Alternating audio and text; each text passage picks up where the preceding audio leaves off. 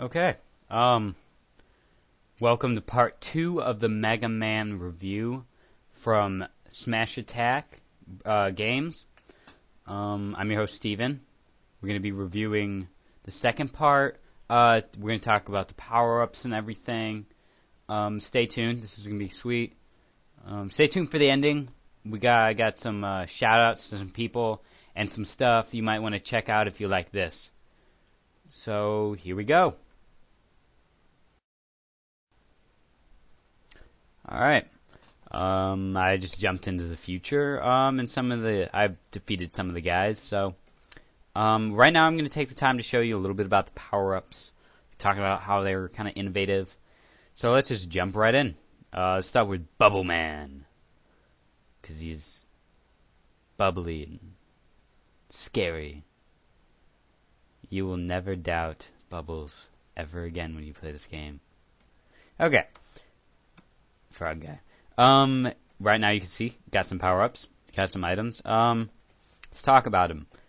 The game was very, how do I say, it kind of started the power-up trend to a certain degree, in which you can, not necessarily Mega Man 2, but Mega Man 1, that kind of allowed you to change the, your kind of abilities in-game.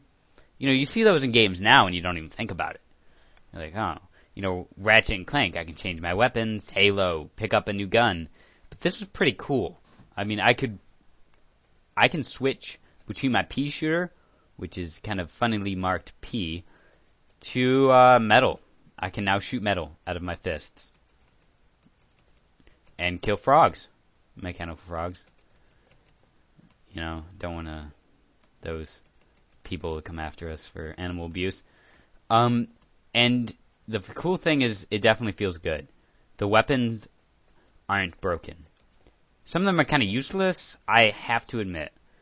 I mean, they all have their purposes, but you don't really want to go to the lengths to use them for that purpose. Like, this one kind of makes it so you can hit enemies above in the corner, but you're never really going to go to that length. This is kind of like, this is actually a shield. See, I just totally killed that guy by jumping into him. And this one, I don't really use this one too much, but it is very, very useful. And this is really a hard part. You'll find in this game, there's going to be a lot of hard parts that just, you have no idea why they put them in the game. They're like, the level part is challenging. And this is one of the hardest parts, I think. As you can see, like, Metal Man can shoot diagonally. That gives you an advantage. That you're going to be, I mean, if you play this game, you're going to be using Metal Man a lot, I think.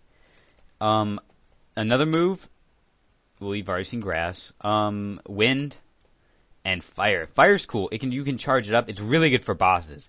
If you can nail a hit, it's just a one-hit devastating shot. And oh man, I didn't even see that coming. There are little black things on the top that can totally kill you. And they may look easy now, like, whoa, they're way up there, you're not going to get hit. But trust me, it gets annoying. If you notice, like, his hand transforms instantly when he's firing, I can't believe I just died again. I'm sorry. I apologize for that. Okay, here we are again. Black things on the top will definitely kill you. They're not very nice. Ooh, extra life. So, just running through, making sure this stupid squid thing doesn't chase me. Shrimp. Please correct me if I'm wrong. So, the power-ups, like I said, are a big thing in the game. They make the game way more enjoyable. They give the game a lot of flavor that a lot of games didn't have, because they didn't have the diversity of this. Nowadays, you take this stuff for granted, but back then, the stuff was hot. I mean, Mega Man was outrageously fun because I could, you'd get with your friends and be like, so what power-up do you use? And they're like, I use metal. And it's like, Leaf's the best, or whatever. I mean, it created absolute diversity in this game. That is, I think, the key to this game's success, and the game before it. I mean, what makes Mega Man 2 better than Mega Man 1? That's a big question. Everyone's like, well, I mean, they're kind of the same thing. All Mega Mans are kind of the same thing. But in a way, they're not. Personally, Mega Man 2 has, I think, the level design's better. Weapons are a lot cooler. But, I mean, there's really not that much of a difference. It's just you're kind of recycling the same thing, but it's not old. You also see that in the Pokemon games. They recycle the same exact formula, but it just doesn't get old. I mean, eventually it will, and then they'll have to bring in new things. And every game brings in new things. Mega Man 3, it gives you the slide capability, which is really cool. So now you see the depth of the power-ups and how they're useful. Let's talk a little bit about gameplay and how the feel is. The game feels amazing. It's definitely, it's crisp. It's like a potato chip, except it's not fatty. You know what I'm getting at? I mean, this game, it feels good. The buttons are definitely not. In retro Nintendo games, you get a lot of crappy buttons, but this game definitely is it feels amazing. And you pretty much just have two abilities, jump and punch with your pea shooter. And I just beat the level. And after you beat every level, it gives you a password, which is really cool. So you can kind of, like you can play the game and then sit back, go do something else, come back, and then punch in the password and you're ready to go. Mega Man 1 did not have that. That was one downside to Mega Man 1. See, and I'm getting my password right now. So that is my password. Alright. Now, the Mega Man series extended for about six games, most of them on the NES. I believe it's 6, maybe 7. I think the retro ones go through 6.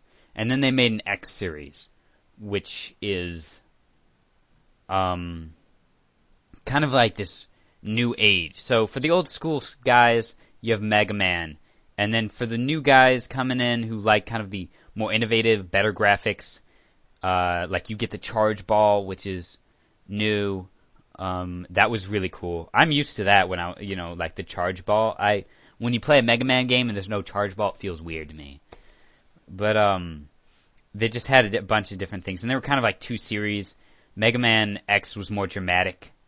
Mega Man Basic series was more core into the gameplay and just recycling the same formula that made Mega Man great. And that's really the bottom line is Mega Man. It's fun to the core. It's just plain fun.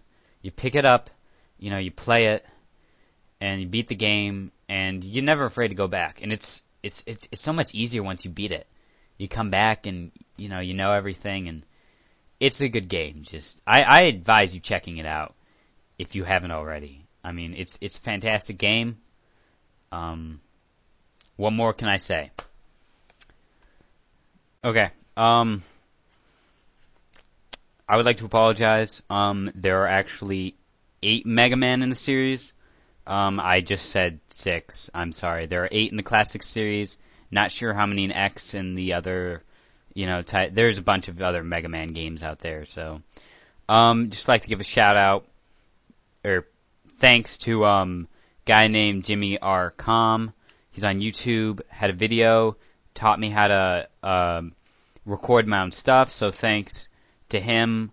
Now I can make these. Check him out if you're interested.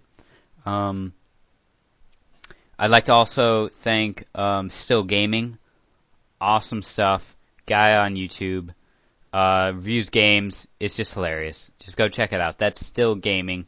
He gave me a little inspiration to make this. So check him out. If you're interested in making anything, I would really enjoy watching it. Send me your stuff.